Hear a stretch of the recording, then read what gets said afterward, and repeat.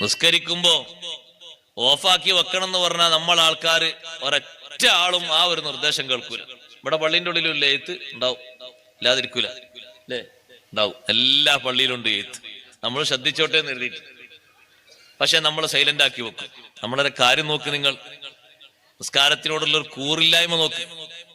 എന്നിട്ട് ആ ഒന്നെങ്കിൽ വൈബ്രേഷൻ അല്ലെങ്കിൽ ആ വെളിച്ചം കാണുമ്പോ മനസ്സ് ഫുള്ള് പോയി. ആരായിരിക്കും വിളിക്കുന്നത്? രാവിലെ വിളിച്ചിട്ട് കാശൊരാളൊരാളുടെ പടച്ചോനെ അയാളേറ്റാവോ? ഇപ്പൊ ഈ നിസ്കാരങ്ങാനും മുറിക്കണോ, അല്ലെങ്കിൽ ഇനിയാള് വിളിക്കാതിരുന്നാലോ? എന്തെല്ലാം ചിന്തയും. ഏകദേശം പോയി, നിസ്കാരം പൗതി മുക്കാലൊക്കെ പോയി, ഒക്കെ അങ്ങോട്ട്